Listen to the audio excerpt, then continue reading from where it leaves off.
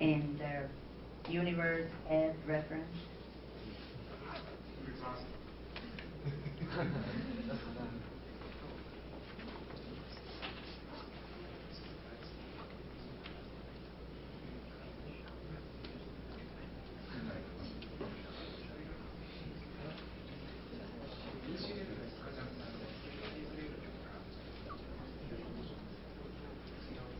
Every level. Every level. あ、ごめん。それが失礼だもんね。ただそれが先生に限定した話なのかどうか理解してるのかどうか。あ、わかる。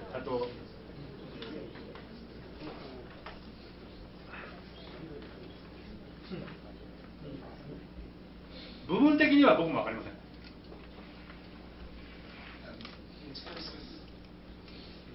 じゃあもう一回。部分的にアジアを理解する、もしくはアジアを考える思想っていうのは日本にたくさんある。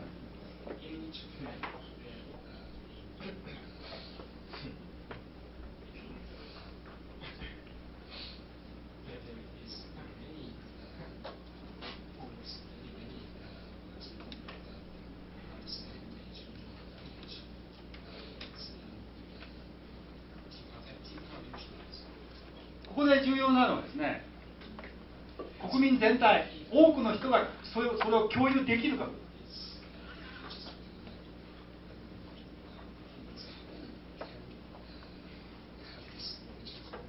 か。例えば今問題になったのは憲法なんです。今日問題したのは憲法。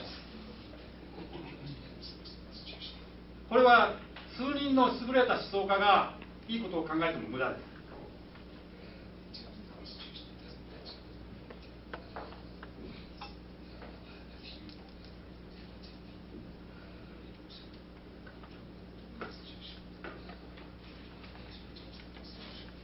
国民的レベルで、もしくは民衆レベルでこの認識が共有できるかどうかが今日は問題にしたつもりです。だからないわけではない。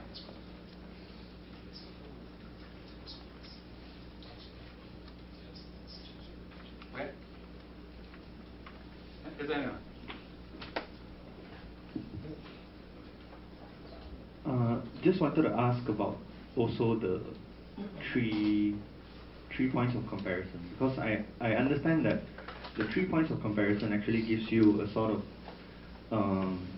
a multiplicity of frames of reference, so to speak, right? But my question is more practical in a sense. What is the basis of us picking the certain elements to compare? Because it is pretty flexible, Asia's method, but how do we pick what to compare? That's the question. Very, very good question. とてもいい質問。とてもいい質問。ただ、それが一番の問題。つまり、何を3つの点として選べばいいかということが、決まった時点で問題は半分以上解決する。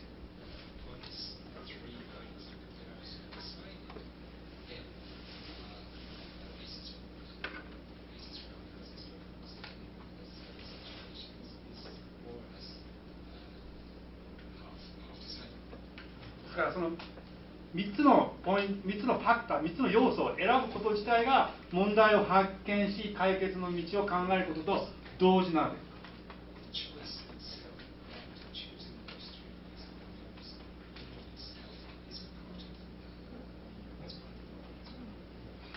言い換えれば比較すること自体が答えなんです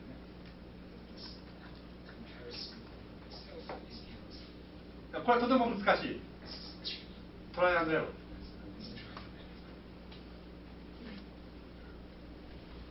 一つだけ竹内はですね、方法としてのアジアの中でですね、じゃあ我々は何をすればいいのかということを一つだけ言ってみます。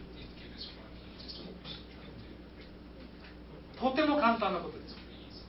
彼はこれを今から60年ぐらい前に言ったわけですけども、大学のアジアの語学の講座をたくさん作ろうと言った。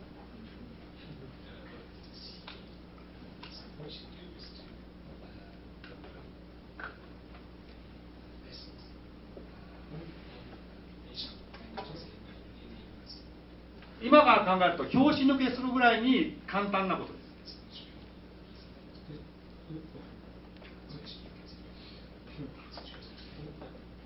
竹内はしかしこれが竹内ですね。実行可能な、誰でも実行可能な共通の目標となりうる行動の目標、共通の行動の目標となりうることをしか彼は提案しません。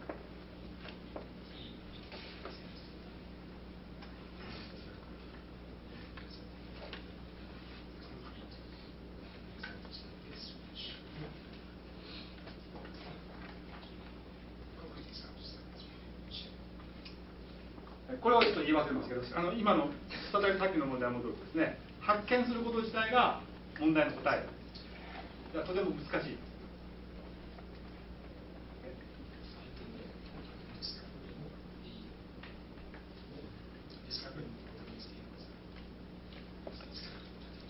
OK。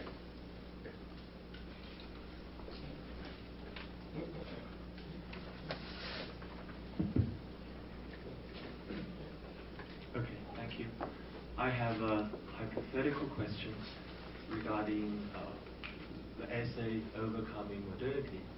As far as if I have understood it correctly, all the discourse surrounding the overcoming modernity is based on the fact that Japan was defeated in the Second World War. As far as I understand it, there was this symposium overcoming modernity during the war, and after the war, the Japanese intellectuals began to blame that symposium for promoting fascism and militarism and serving such ideologies. But author Takeuchi was trying to disagree with those intellectuals because he thinks that we can still learn something from that, and he's trying to separate the two strands, or maybe three strands, different schools in that. So my question is, what if Japan had really won the war? What if it had really established a circle of prosperity in East Asia, or even a circle of prosperity of the whole world? What would the people say? I mean, in Japan, what would the intellectuals and what would Takeuchi say about that? Would they still regard the war itself as wrong, as inhuman, as colonial? So that's my question. Is it clear?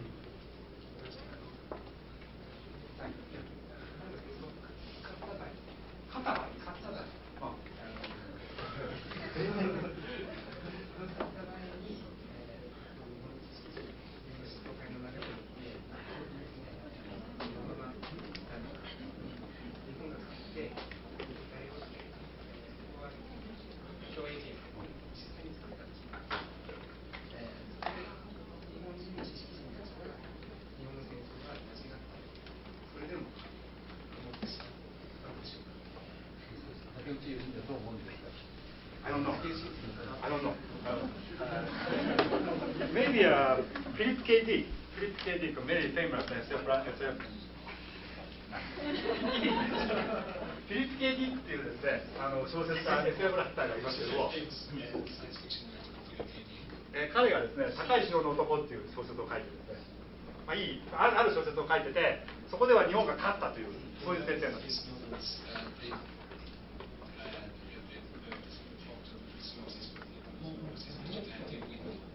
まあそれは別としてですね、多分彼勝てば反省はしないですよ、全く。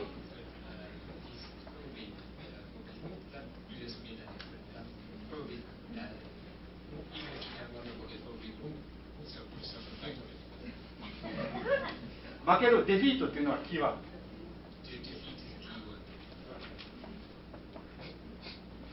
おそらく反省はnever self revenge。I think Takeuchi will also think. Another question? Hi, Kitami-san. You mentioned that the chaos and order actually it is changeable in this text. Sorry if I missed a little. Could you tell us more about the condition about this change or the transformation? Is this more about the internal generation of the culture or the values, or the people, the intellectuals? The change between the chaos and the order. Thank you.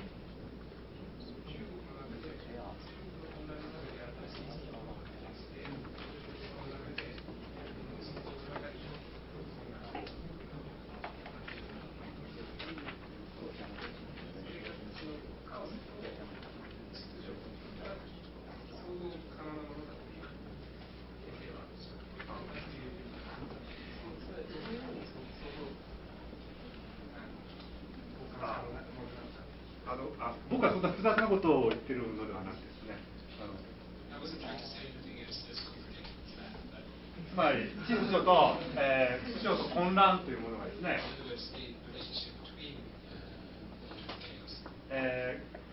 劉意はですね、秩序が良くてですね、秩序がいいもので混乱がダメなものだとは必ずしも思ってないですね。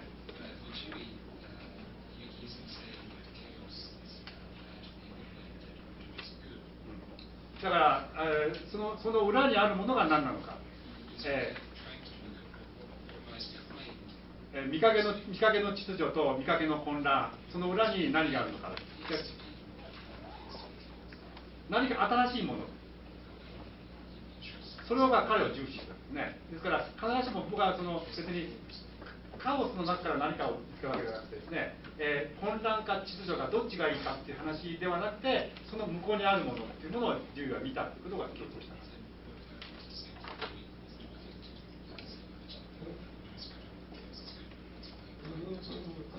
そんな意味は。OK?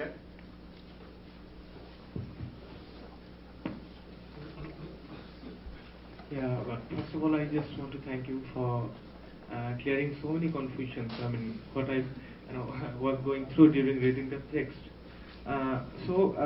What I first of all understood, I mean, about the title, I mean, the Asia's method. Like, just correct me if I am wrong. I mean, what I think he has thought it according to a particular norm where Asia itself it's a kind of experience that is anchoring between the different modes that is evolving out the development of the different nations during the modern era.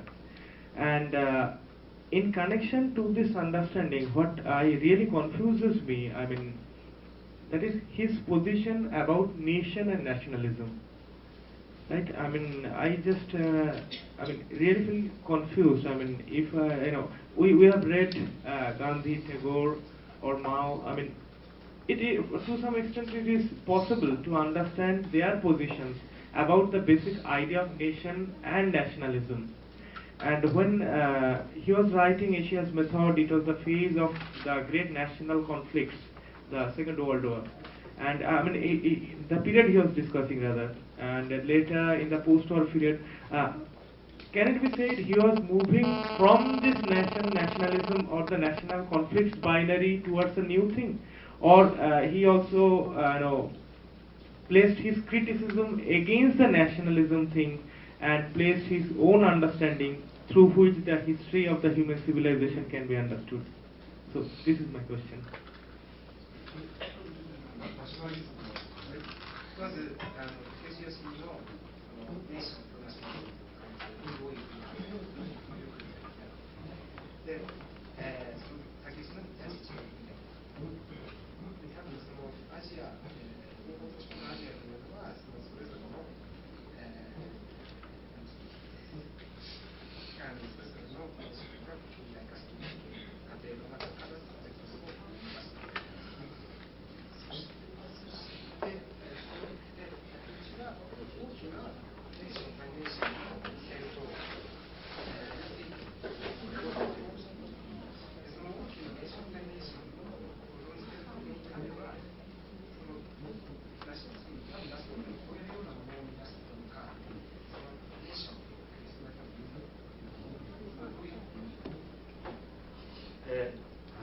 になっているかどうか。竹内はですね、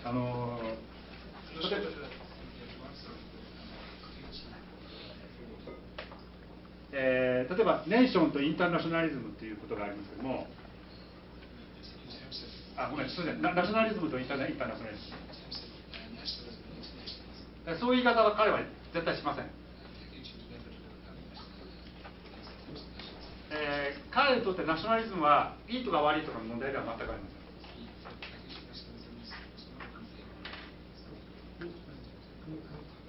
ガンディはガンディの、タゴールはタゴールのそれぞれの事情の中から生み出された思想です。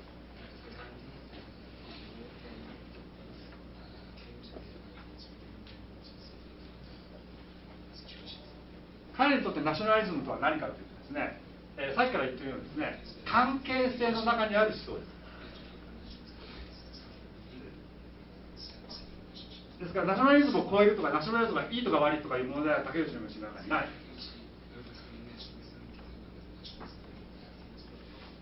関係性の中でどういう機能をナショナリズムが果たすのか、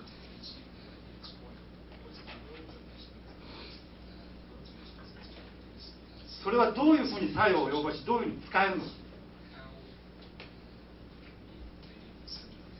それが基本的に竹内義美のナショナリズムに対する考えです。それは、僕はそんな詳しくないですけども、ガンジーとかタゴールとかはまた違う考えかもしれない。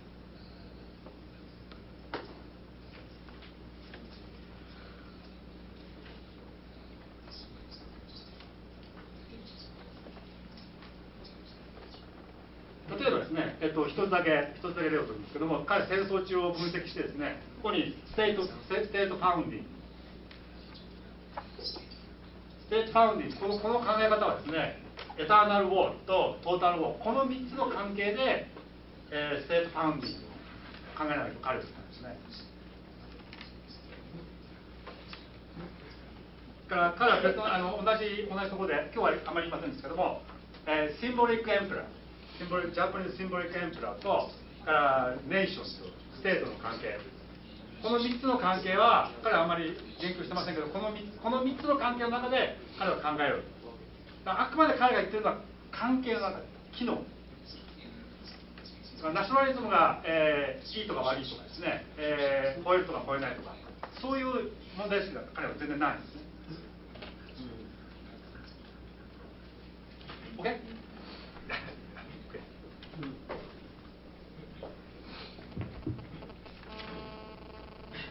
My question is two things. One is the most impressive thing for Takeuchi personally is the self-reflection and self-change which you mentioned about in model with triangles. So first of all, I think he was looking into the history to find out what is the problem through past. So he just concerned about how modernity constructed in the past history. That's my understanding. And so we can just think about nowadays, because the Japanese government really try to reform their peace constitution. So this kind of trial is, I think, in the sense of Takeuchi Yoshimi, this government really needs self-reflection and also self-change in the model triangle that you mentioned.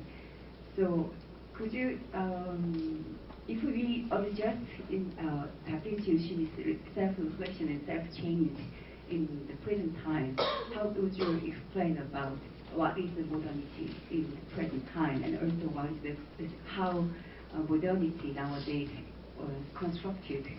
And the other thing is that I just really want to know why Takeuchi Yoshimi talk about fascism and imperialism, something like.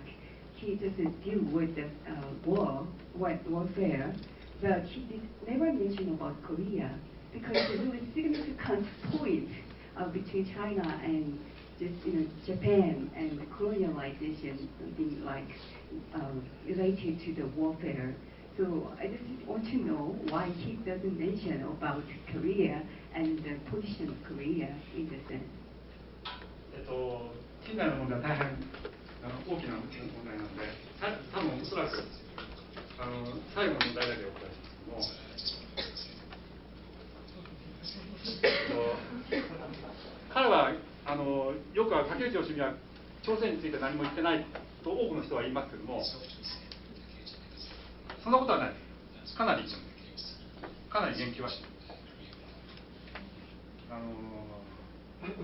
答えになった。いや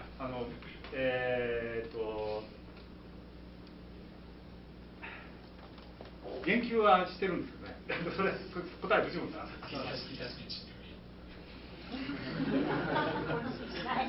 Am I not right? What did he say? I think he did. 朝鮮人何を言うんですか。One thing is that 今度はですね、日本と朝鮮と日本と中国の距離の話。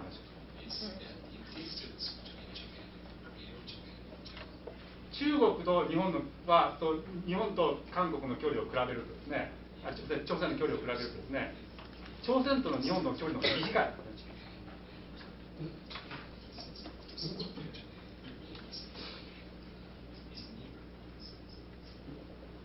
そこがですね、要するに日本と中国の間ではですね、いろいろ観察する余裕がある。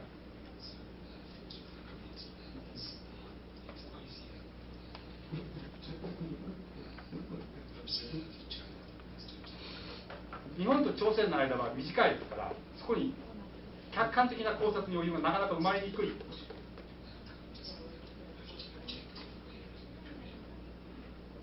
そういうふうに日本と朝鮮と中国の関係を彼はこういうふうに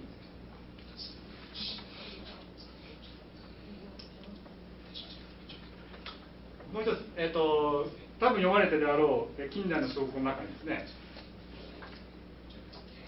確かにこの論文はですね、日本と中国の戦争の分析が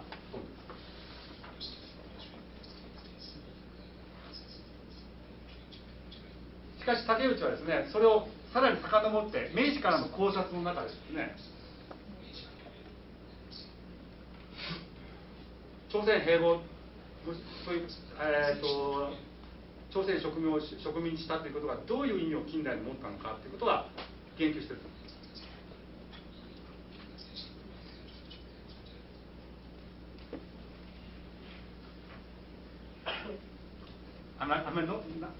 not enough.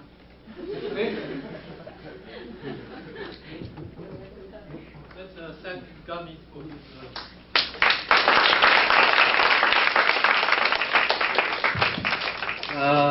I just read the Overcoming the Modernity. I think it's in a way very difficult essay, in a way, but in a way it is not. Depends on how you look at it.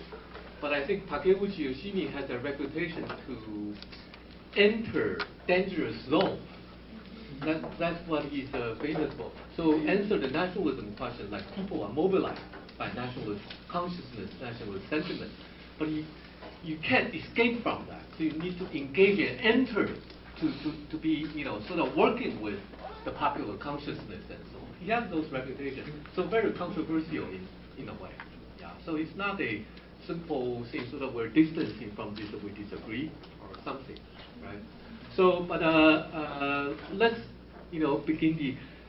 We've been working also with my staff, also restructure the discussion. This is roughly the schedule. I think easy to understand. Right? This is our beginning point. The lecture stops there. All right. So this is the group discussion. Yes, and then this is the presentation. Yeah, until here is the dialogue between the faculty and open discussion. Roughly, but we are flexible people, right? Subject to change, and this is the so we pass on the rough format for the incoming faculty to know the experiences and so on. That's number one. And number two, we're accepting a lot of the, well, number one, there are suggestions to change the group member with the assumption that, number one, it connected to your everyday life, business, or whatever, you know, how do I say, daily arrangement, you stay with the original group, okay? But we are trying to suggest that if you want to do that, we can change the members every day. So we set up a box with a kind of lottery. So you simply pick up which group you belong to. Okay? Is that what you want to do? So we change. Well, let's try it out. So once we're done with this, supposed to go out. This is too narrow here. So to the lobby, and everyone you can pick up a lottery. All right? Sorry?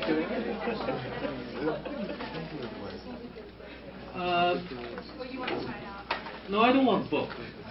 Both, then people get pissed off. Right? It's another. So let's try it out, okay? Today, and then with the suggestion for the distribution, we're also accepting certain suggestions. Like today, you will be getting questions before the end of the day. So the suggested questions to keep in mind for discussion also while reading, okay? Or come back to that.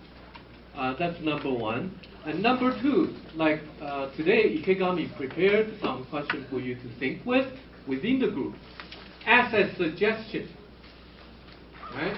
So each group, you will have to be responsible to work out on your own whether you want to center on certain questions, right? It doesn't mean you're prohibited to only talk about within those issues. You think there are much more important issues you should bring down. But let's hope everyone agree on, let's begin with the text or center around the text, all right? Otherwise, we can go into any direction. And in terms of the presentation, this is suggested by the first group, right? And we are also suggesting here. We suggest that once you start the discussion, you name one or two persons to keep track of the record. So I think there's anxiety how to arrive at the consensus or whatnot. No, what we hope to arrive at is actually what, to summarize the key point discussed, and also the question to raise to the faculty, or you think worth further discussion. Okay, so you already named somebody who keeps track of the record, and you should go on with your discussion rather than get anxious what's the common, conclusion. Okay. Is that acceptable? So we hope more structured form. So in other words, you still, roughly you have 10 minutes. We hope you can be structured, in sort of more structured form for 5 minutes, right? Or Q&A, but these things you can decide. You are slotted 10 minutes for each group, right? We suggest you give structured presentation with probably Q&A. But certain group decide we are performing a theater in 10 minutes, to act out the question. That's a decision from the group. So there's certain flexibility, right? But there's certain consensus, like emphasis on the discussion of the text and so on. And so with that structured discussion, maybe one or two persons will give the presentation, or your group can, decide on that. What else? What else I missed out? That's pretty much the.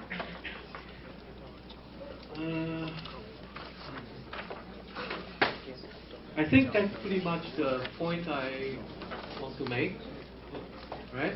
Can we try out first and to see, whether things will be more productive, or any quick question at this point? If not, 一红帮忙看一下外面他们是不是准备好那个 the lottery. Oh, here, Jen has the lottery. So maybe when you go out, you just pick one. A, B, C, D, E, and so on. So please come back for class. Right? Okay.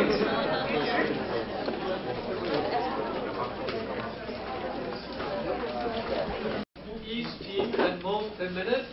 It's your decision. What do you want to do with it? Pretty much. You want to come as a group? You do that. You want to send somebody? It's all your decision. Okay? So should we start? From doesn't matter, right? A.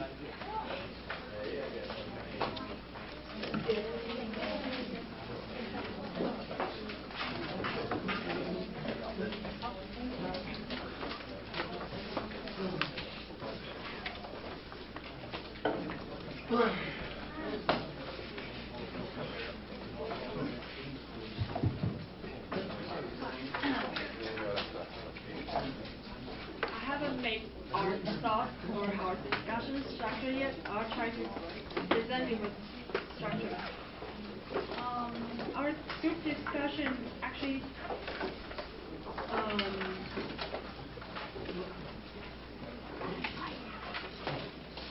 okay, we try to bring out the point that if we are talking about Asia as method, we are discussing that it never can be a spontaneous or a random relations, or how does this framework of, the framework of Asia has its own historical formation, and we should get the clues from this historical context. And now if we are going to focus on the text of Takeuchi Yoshimi's text, I think there might be a very key issue here is the issue of the Japanese. Sorry, I'm a bit. To deal with Japanese imperialism or colonialism, how can we deal with these issues by framing the framework of Asia? And we comes up some discussions that we are actually trying to do the framework within our discussions. And this,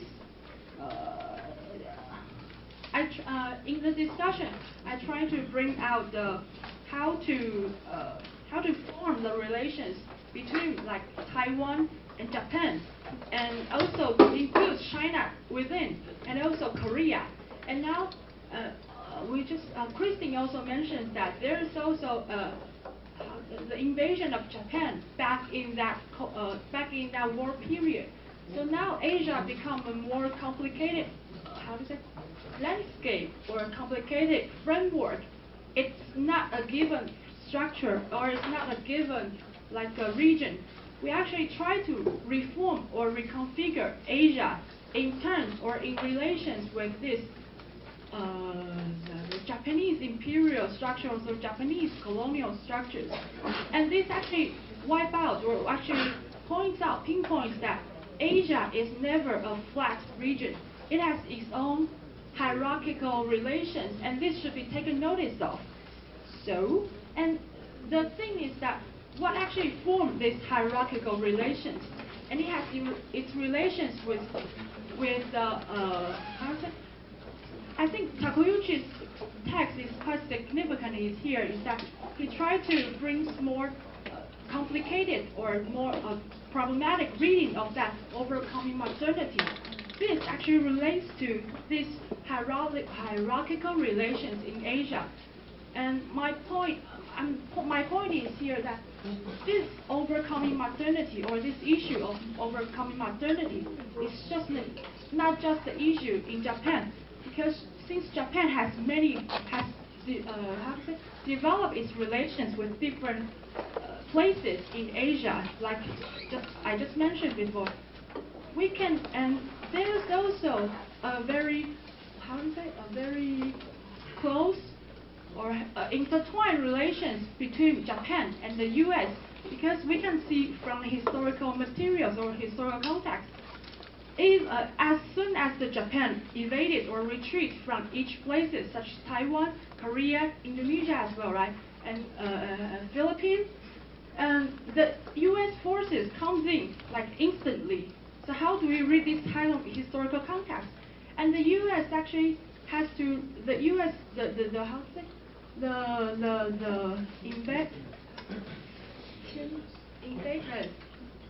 invadedness of U.S. forces actually articulates with that kind of restructure of modernity or restructure of the historical formations of modernity in Asia.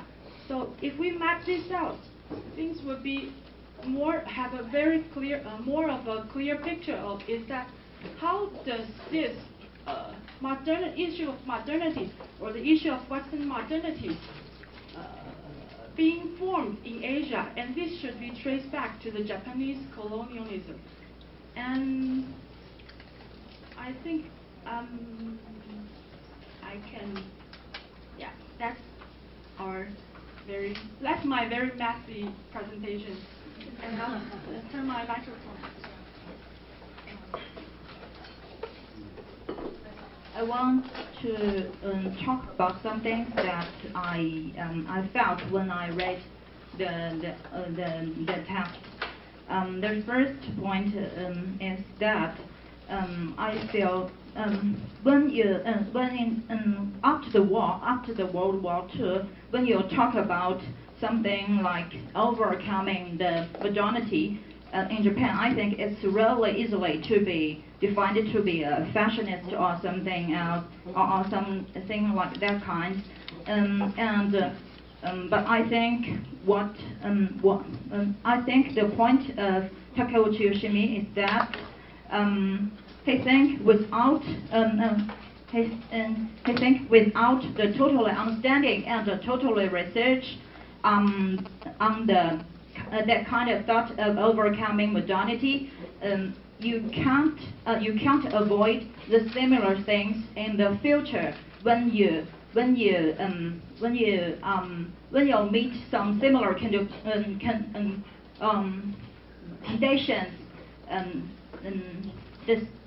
when you meet the similar condition in the future. And I think the work of Takeuchi Yoshimi overcoming the modernity is totally that his aim is of research is a kind of like this. And when I read the Asia as method, a very strong feeling of myself is that when you are a foreign literature or foreign culture researcher, it's really important for you to contact with your with the object of study, because without contact you can't have the feeling, some feeling of the skin that can help you go inside the heart of the object, the heart of the foreign countries, of the people of the foreign countries. But I don't think contact is enough for us as a researcher, because it just have some have some relationship connected with some standard of how to judge, how to compare your own culture or the Western culture to the object of your study, like China. I saw that in the past few days, some students who which research field is China literature or something, or other kind of foreign literatures. You always see that I've been in China or I've been in Japan for 2 or 3 years. I think the Chinese people can't use the Facebook, and they can only use their land or their houses for only 70 years. I think that's really fact. But I don't think that's enough to understand the object of study as yours, because when you're outside China, without going into China, you can easily understand, you can easily know that kind of things. But I think from method as Asia as method, Takeuchi Yoshimi,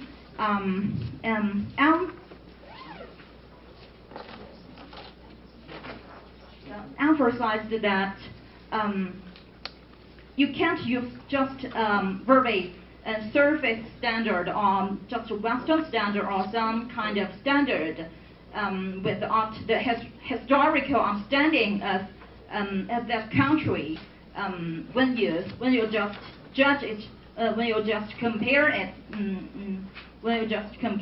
with a totally different culture or some kind of that thing. Yeah, that's my point. Thank you.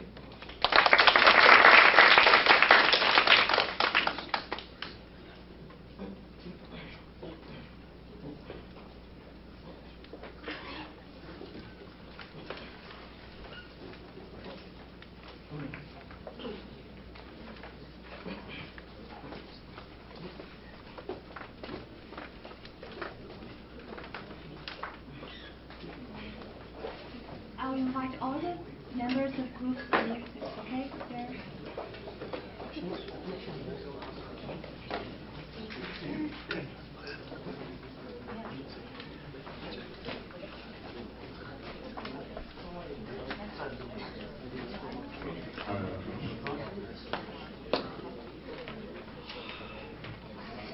Okay, Takeuchi's text actually examines the public consciousness of people in relation to the nation and nation building in his time. And our group is going to do something different. And we are going to apply Asia's method to the examination of the context of the everyday lives through the examples of performances and the concept of beauty. And at the end of our presentation, we are going to address the questions in regards to why a comparative perspective of everyday life will actually facilitate our understanding of our contemporary era. In my personal reading of the text, there were certain questions that Asia's method threw up, especially in terms of how does one locate the people in the building of a nation, and in terms of what was the role of the intellectuals, because there's a certain section in the text which deals with exactly to what extent did the intellectuals shape the debate on the formation of the nation, and exactly where does the nation locate its people in terms of how the people envision the nation as well as those of the aggressors. So we thought it might be a fruitful approach to try and think of cultural performances and the building of a national culture in which people are made to identify with the notion of a nation, and in terms of how this culture is then disseminated amongst its own people. So we were going to take the examples of India and Japan and speak of cultural performances as well as the notion of beauty. I will start off with cultural performances. During the mid-20th century, there was a great deal of attention placed on the idea of a national tradition or a classical tradition. Most of these performances were actually regional, were local, were extremely based in the context that they were produced in, but were given the status of a national culture in order to create a sense of a national belonging.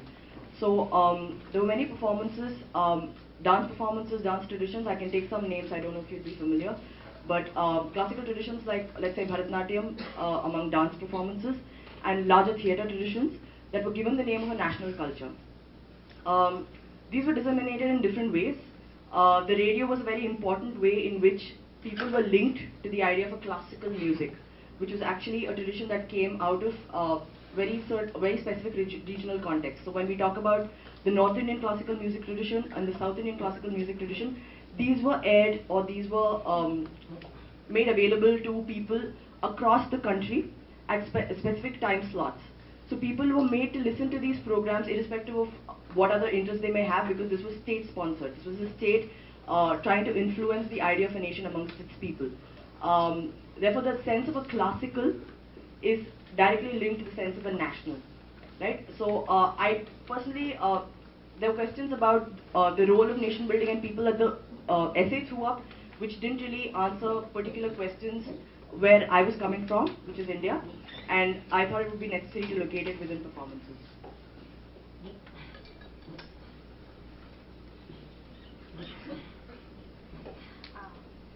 Okay, as we know, after this modernity issue, social life in Japan also changed a little bit, became the Western side. And for example, we can take a kimono. When we say Japan, yeah, we think about the kimonos. But after this modernization issues, unfortunately, women in Japan, they exchange their traditional clothes, kimonos, to Western style kimonos, Western style dresses, and they started to experience more Western style cosmetics. They start worshipping Western style ideas, which I think which made Japanese women to lost their traditional identity, traditional culture. As we know, after this modernity issue, art of geisha, geisha also declined in Japan.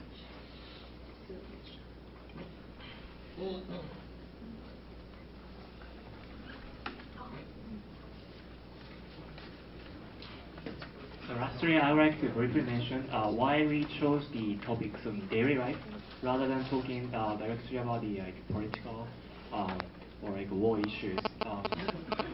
That is mainly because of our generation. Because basically, in my understanding, the articles of Takeuchi Yoshimi was written in the late 1950s or at the beginning of 1960s, and many of the intellectuals at the time in Japan was they basically experienced the Second World War by themselves, and as we can see, like in 1950s, 60s, and 70s, there was like some student movements in the world, like anti-Vietnam War movement in the United States, or I think it's like May Revolution in France as well.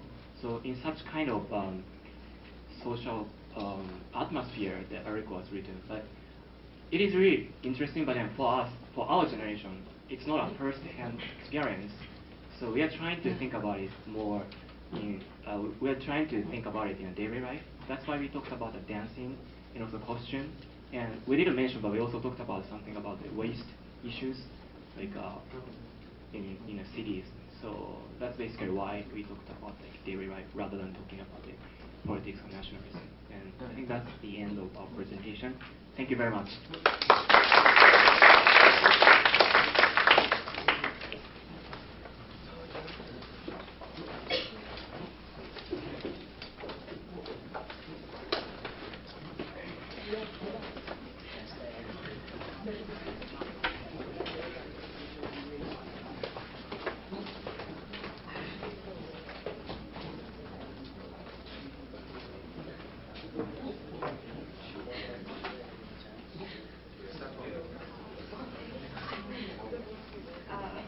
Okay, so basically our group at first struggled with the text because we tried to enter the text first as our point of reference in discussion, but we find it very difficult to even discuss about the text. You know, people have different ideas, or what is the conclusion, what is Takeuchi Yoshimi is trying to get at, and stuff like that. I don't think 1 hour is enough for 8 to 10 people to discuss overcoming modernity and ACS method. Maybe we will need the whole summer school to do that.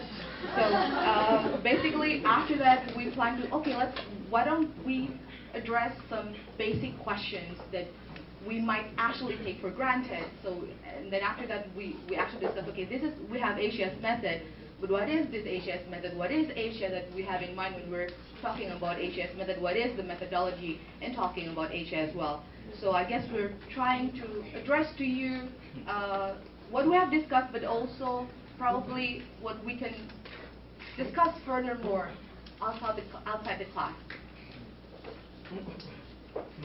First, I noticed the understanding of Asia could be understood as quite a setting field. However, in my understanding, the reading of Takeuchi, I would like to express the Asia as a, rather than a setting field, is something that's needed for Takeuchi when addressing the issue of war re-examination in Japan. In other words, Asia is not something that Takeuchi needs to stick to only in talking about the war issue. So I'd like to see Asia as a sort of something that is written within the Japanese context when war and the recent and how to say, the recognition of Japan identity itself is addressed to when talking about Asia, when talking about the concept. Rather, it is something that a field happens in which different objects. I need to reconstruct my sentence a little bit. It is something that happens as a field in which the objects of it are in relationship and in interaction with each other. So it is more likely to be a fluid space. So in other words, when we talk about something else, it could be some other category also. This is the one thing I like to address to the issue of understanding Asia. Also, probably in relation to that as well, I guess we've been struggling with the whole idea of the West and how, like for example, there's a tendency to imitate the West. Not the tendency, it is a true tendency that we sort of need to imitate the West, that the West is our end goal.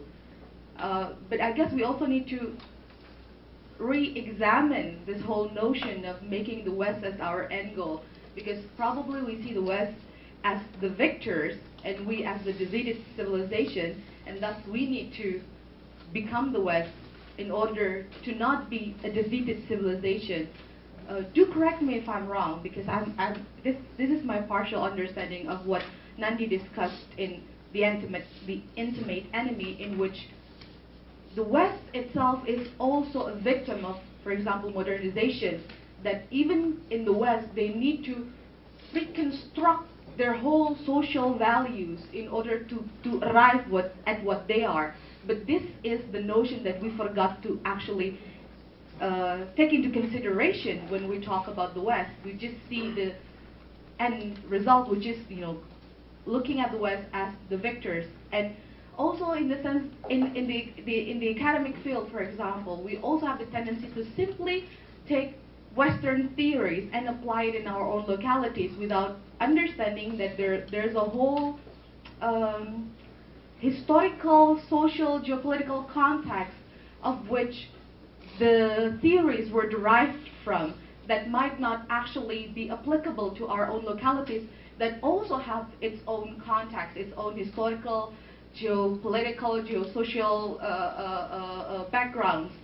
So this whole idea of examining everything, re-examining how we see Asia, re-examining how we have appropriated Western theories in our understanding of Asia. And I think Professor Morris also mentioned in the first day that we might actually need to do more interreferential with our neighboring countries in order to gain more understanding of our own localities, instead of relying on Western theories to explain our own localities.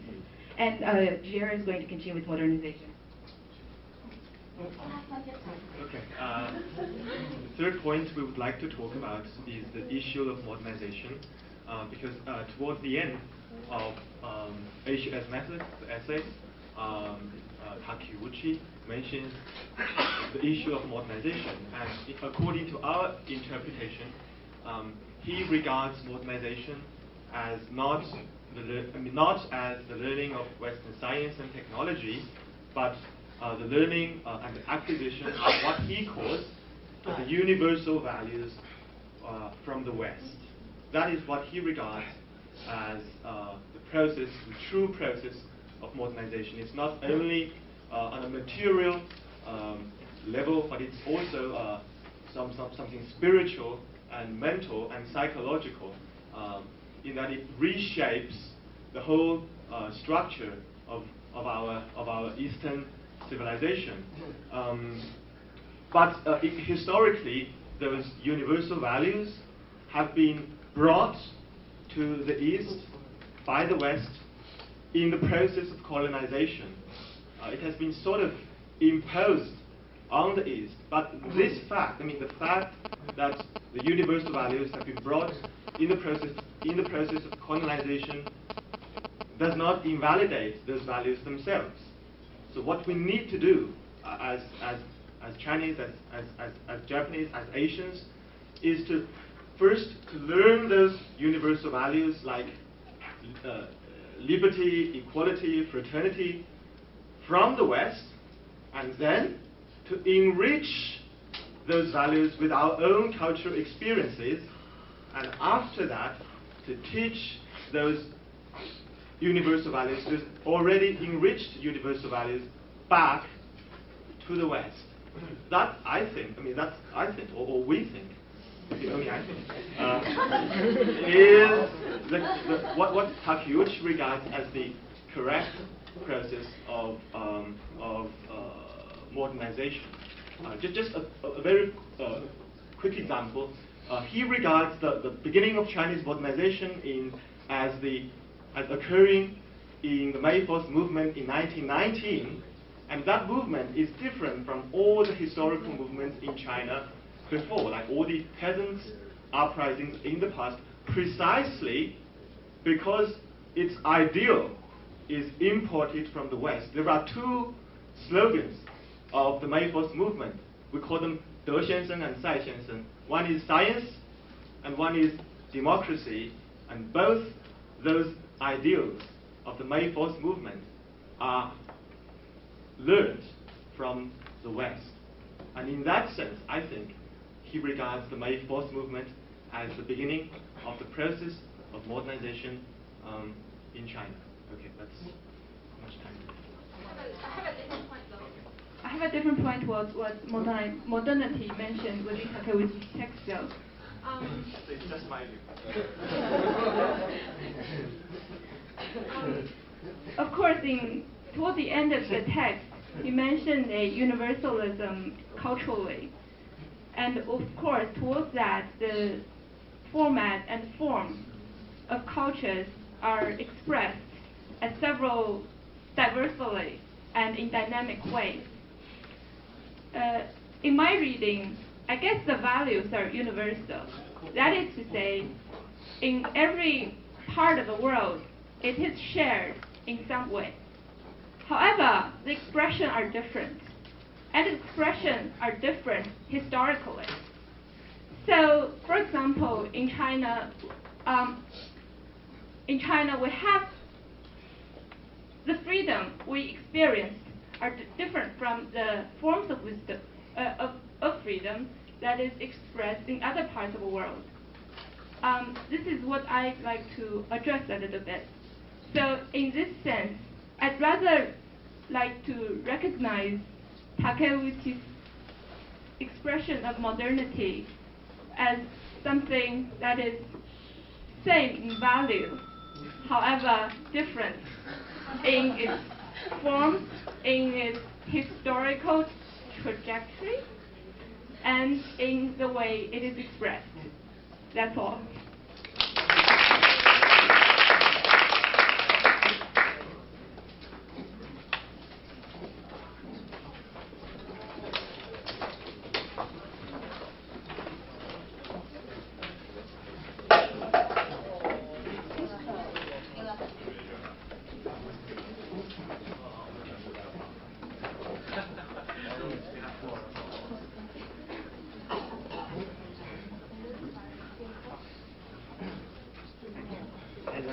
So much.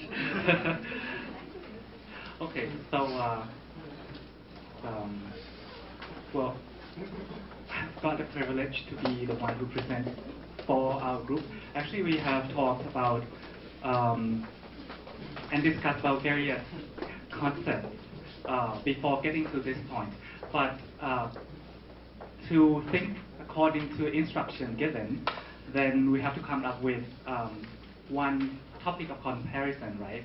So that was when I came into play in this discussion. That because I proposed that we should discuss about monarchy, which is a hot topic in Thailand right now. So that's why I was chosen as the one who represents. So here. Well, firstly, I have to say this. When I first prepared, can I use the horn? Firstly, when I proposed to the group, well, actually, this is the Takeshi moment that I get in the discussion. Actually, it happens there in the discussion. Everybody needs Wi-Fi. Anyway, so as you might know, Thailand is one of the few countries that still having the monarchy system, right? Actually, it's one of the 29 countries that still have the monarchy system. So and currently, there's a trend in studying monarchy in Thailand in a very comparative sense. So we call that comparative monarchy. So for that, when we're doing comparative monarchy, the dualism that we usually do would be Thai, right? And then the UK, which used to be like a symbol of previous imperialism, right? The question would be, how can the British monarch still survive these days in the day of the modern? And then to add more of the point of reference into this. So this is Asia and Europe, right? But there's also something in between, which is what Takeshi might be interested in, because it's a symbol of modernization in Asia, which is Japan. How can Japan monarchy still survive through this day, right? So this was the formulation that I first proposed to the group. But the enlightening moment, or the Takeshi moments that I realized in this group is that from our friends from China, I've got lots of questions and a lot of proposals from Wen Yanguo and Shen, right? Yeah, sorry, I pronounced your name incorrectly. That is more important to think about how people think about the monarchs rather than doing comparative monarchy itself.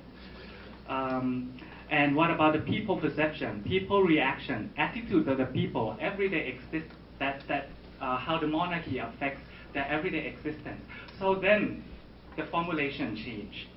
That's the Takeshi moment, I think. So at first there used to be Thai, UK, Japan, but they are all under the elements of monarchy, right? Okay, monarchy. But then we changed. We just removed this K. I mean, which is like the means of comparison into only one point of comparison, and then the people. The problem we haven't gone to is that what would be the in-between elements that we should use as a point of comparison between king, people, and what. We haven't gone to that. But there are also some kind of historical point into this as well. That I think why this formulation is so interesting and so important for us to think about.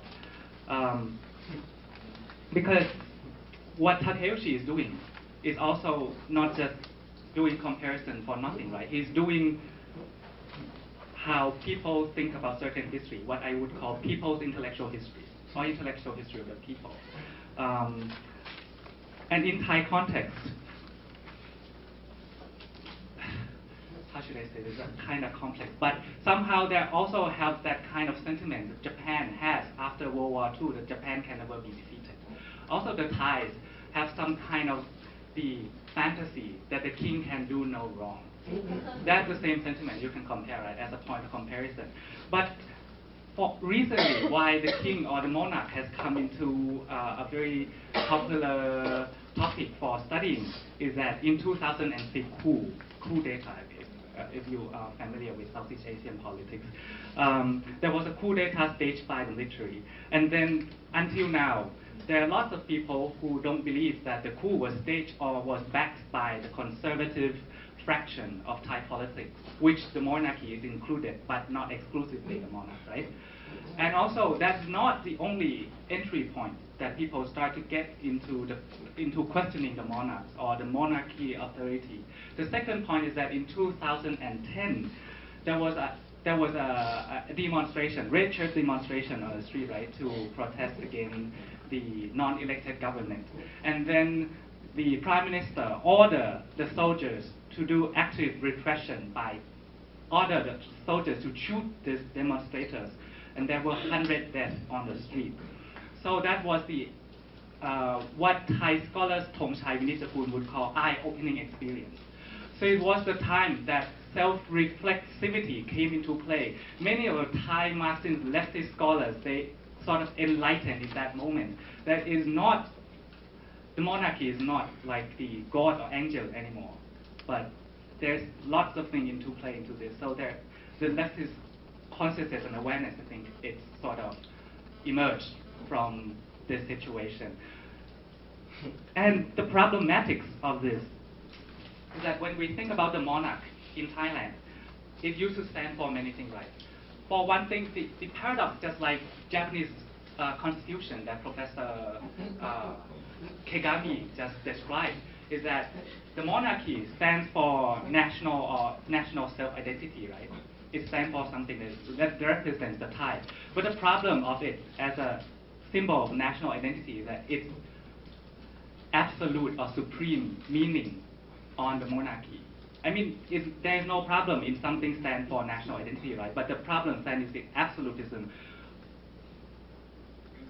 in its hegemony for defining Thai identity. That is always that the monarchy is always a major constitutive of Thai identity, right? That's one thing. Second thing is it also stands for conservatism and authority. If you compare that in modern world system where monarchy is not a popular regime anymore.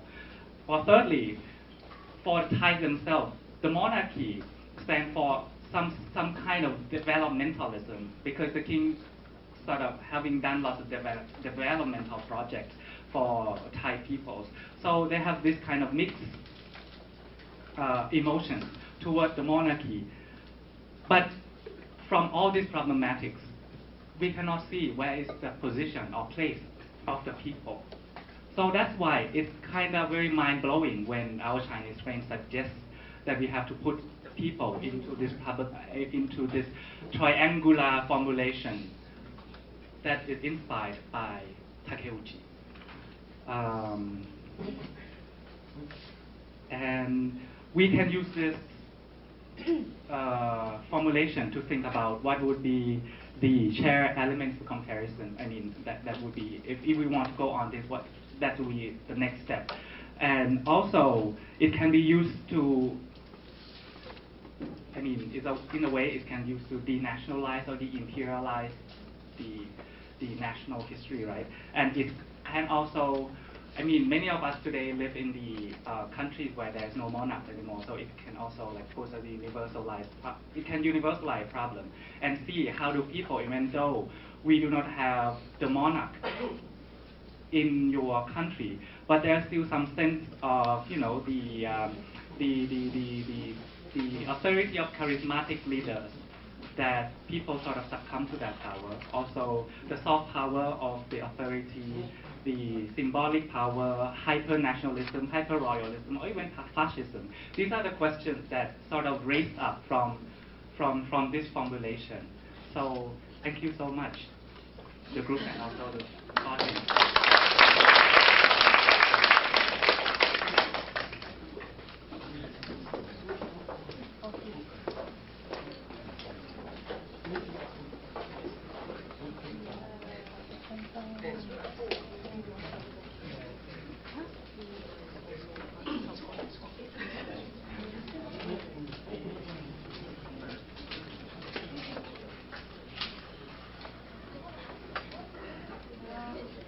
So we also follow the guidelines, and the last group talked about monarchy, and we chose the constitution to talk about, which is not necessarily easy to talk.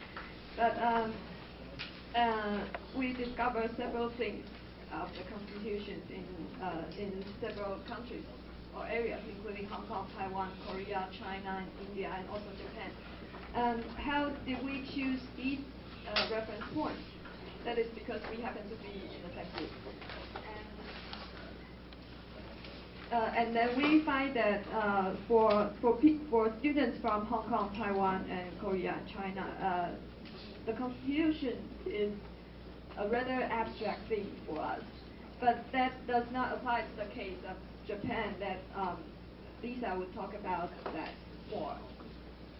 And then from our discussion, from our comparison of these constitutions, we discovered that there are some universal concepts, such as human rights or gender equality or democracy, that are very evident in those constitutions.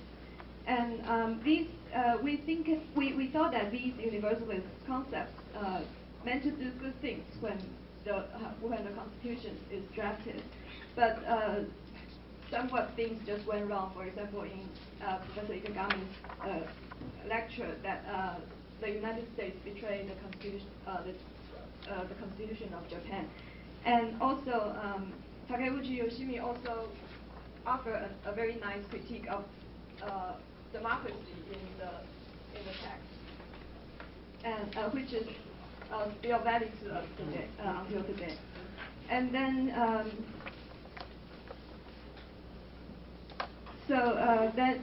we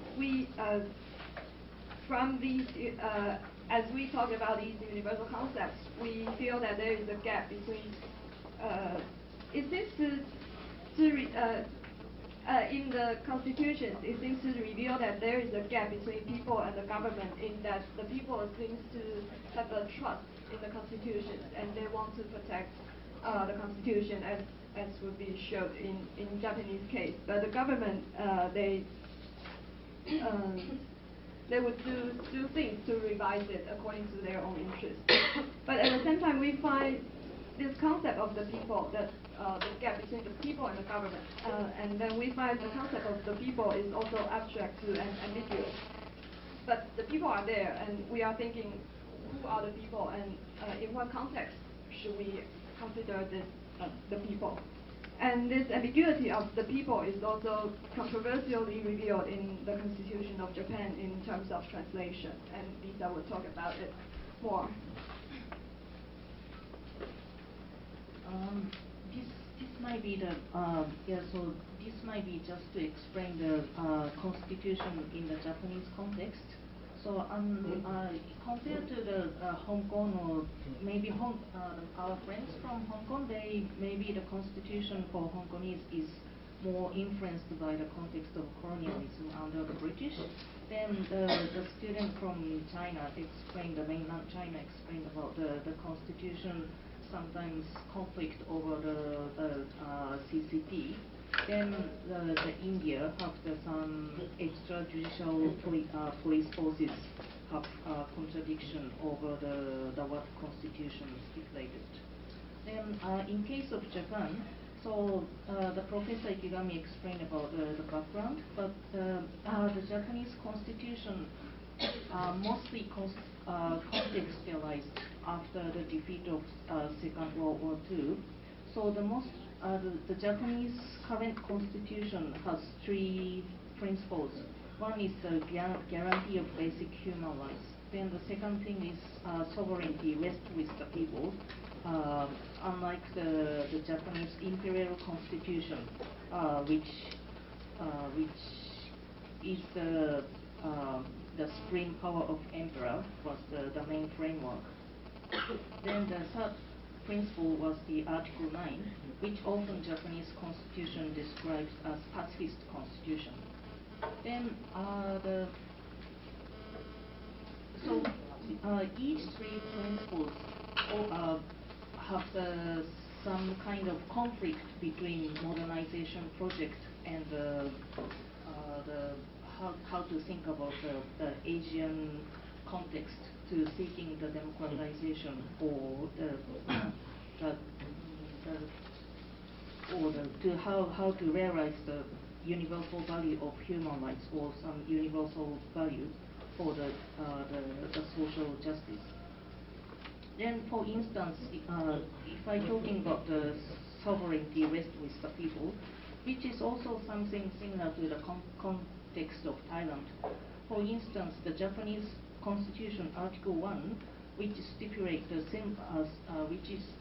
the role of emperor. So the emperor under current constitution is the symbol of Japan and the unity of Japanese nationals. So, which means the status of emperor actually not unresolved discussion. Then, so the Article 1 is in some point of view, which is the result of compromise. So the emperor somehow not recognized as the political figures, but still emperor is the symbol of unity of Japanese nationals. But from the radical point of view, how the emperor system has not been abolished, how after the Japanese imperial history, how people of Japan couldn't abolish the emperor system. So that is the unresolved question until now. Then, but this is not actually not yet the big debate, but more the bigger social debate is because of the current political situation, which is about the Article 9, the pacifist constitution. So, to put it simply, about the betrayal of United States, or betrayal of the principle of constitution is, well, if you see the example, how the Japan demilitarized after the war was actually result of the constitution, of pacifist constitution.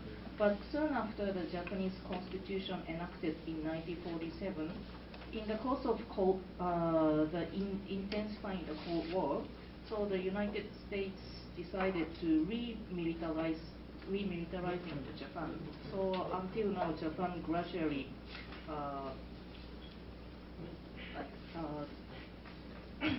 increasing the power of the exercising of the self-defense forces. So as you can see, the Japanese constitution have different context. So in some point, the Japanese constitution was reflecting the universal values of human rights. For if you see the Universal Declaration of Human Rights declared in 1948, the Japanese constitution's preamble is quite resonant or very similar to the Universal Declaration of Human Rights. But in the Japanese, from the point of view, the Japanese conservative forces always emphasize the constitution as enforced by the United States. And so the mainstream or conservative Japanese politicians always blame any sort of social disorder due to the American imposed constitution.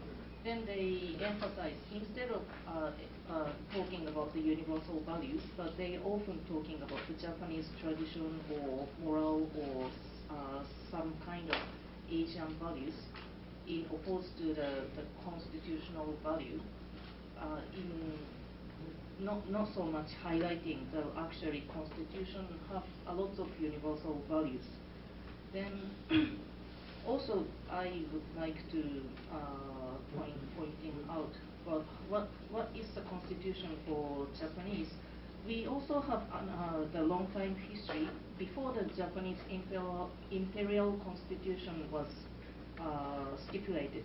There was some people's movement how the Japanese new so-called modernized Japan nation state, what kind of constitution we would like to have. And there was lots of people's initiatives in the local, many local communities to drafting the constitution. But in that time of late 19th century, we came up with the Japanese imperial constitution. Then to point just to talk about the point of who is the people in the constitution. So in the process of draft of Japanese constitution, actually the subject was called people. So people's rights should be protected, or people, the subject is the people. But when it comes to the Japanese translation, it became people was not adopted. So the Japanese nationals was the term the constitution adopted. So that was the still ongoing question, how we can realize the universal rights under the name of constitution.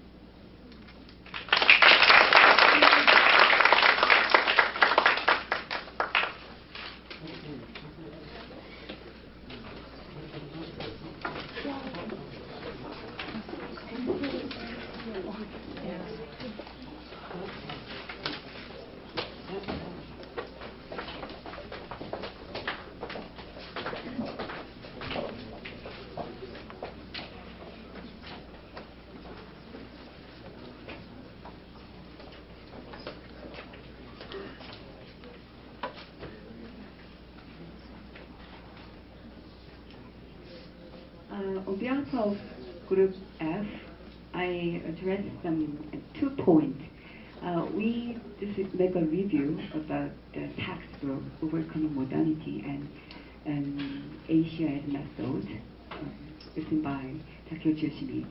One point is about Asia, what is Asia, and second point is that subjectivities. First point is, what is an Asia? Do you know what is Asia? That's the question we talk about. So, Indian, there was this Indonesian friend, she's from Indonesia, and she talk about that. Whenever we talk about Asia, but Indonesia is always excluded.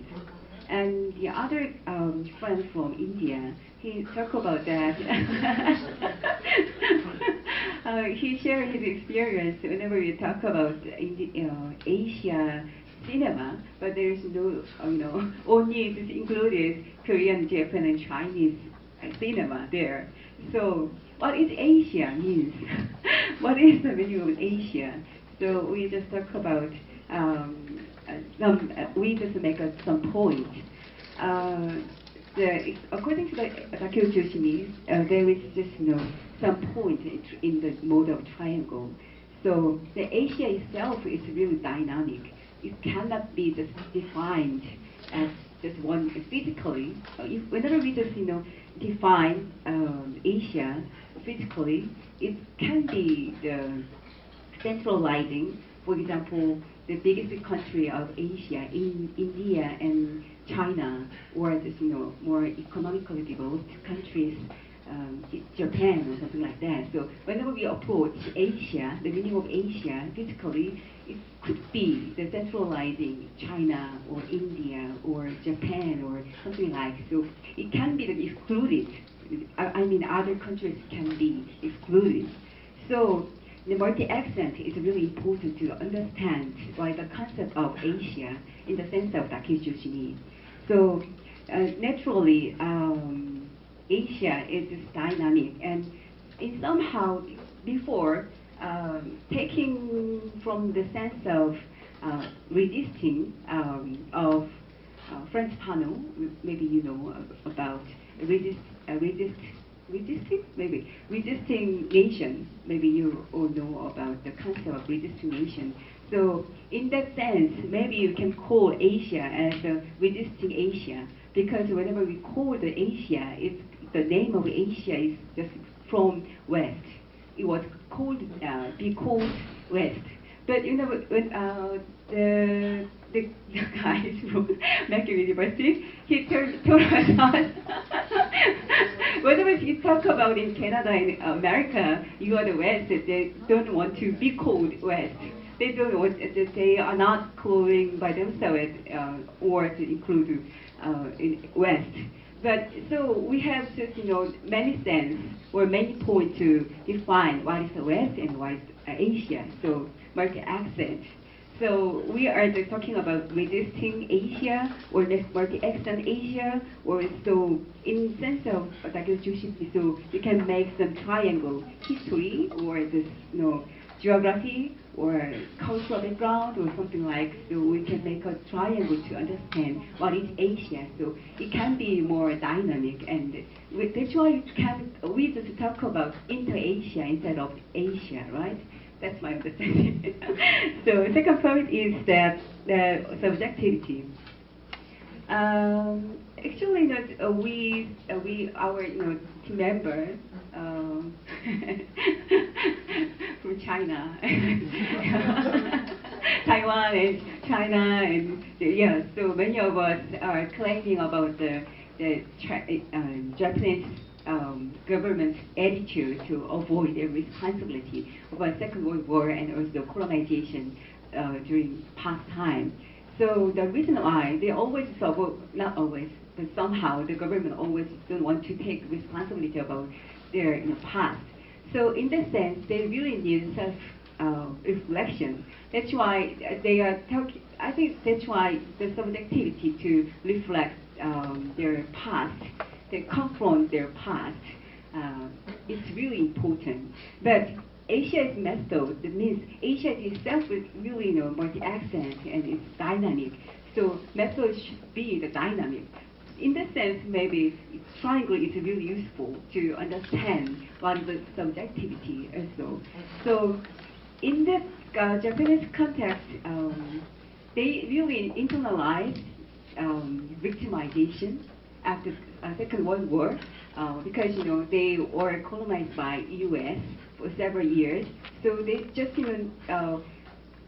need to survive, and they just need to have some shelter to avoid the responsibility of colonization. Actually, so in my understanding, so they just internalize themselves victimization. They are the victim.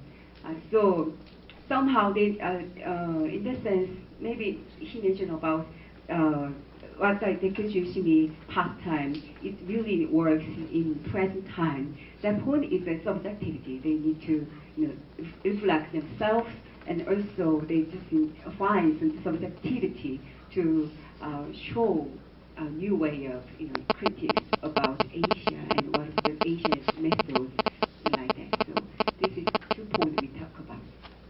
Do you want to? Does anybody want to add? I think just for this band,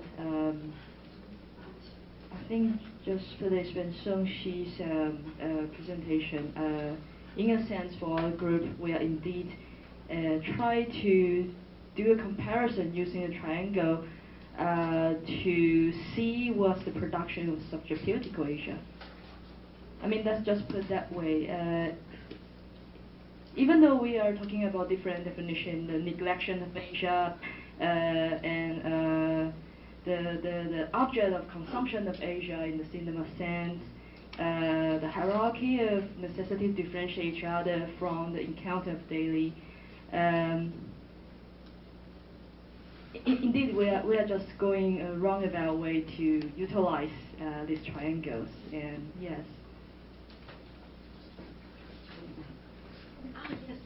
Yeah, one more point I just want to ask. I just want to state here. We're just also discussing about the possibility of the production of Asia. Whether Asia has been produced. If we think about this triangle, it's my kind of philosophical understanding, you might say, that I forwarded in our discussion. So if it is wrong, responsibility is mine. If it is correct, we'll actually share the credit for that. Anyway, in that way, these 3 points, it is in a way what I feel. It creates a kind of dialectical method extended in 3 points. There could be 3 Asias. There could be multiple Asias, right? They are in an unison with each other, in a kind of harmony, which producing certain sense of Asia. And the Asia, what we see or what we say or what we perceive, somehow anchoring in this kind of dynamics, right? And also in that way, a sense of Asia is being produced through this process. So what we perceive, what we get or what we receive as Asia, somehow a kind of outcome of this dynamics that is on run for, is on actually run, and that is, what we have discussed, these are all symptoms of the existence of different Asias, which is coming out of this dynamic. So the question of subjectivity, you may take the question of the subject formation, you may take the question of the nation formation. So it operates within this paradigm where Asia is being produced. So that's why we are also thinking of existence of multiple Asias. There could be South Asia, there could be Southeast Asia, there could be West Asia, but it is also a kind of production through several processes through which somehow some Asia gets more important than the other, and in the next event other Asia comes into being and creates another definition of Asia.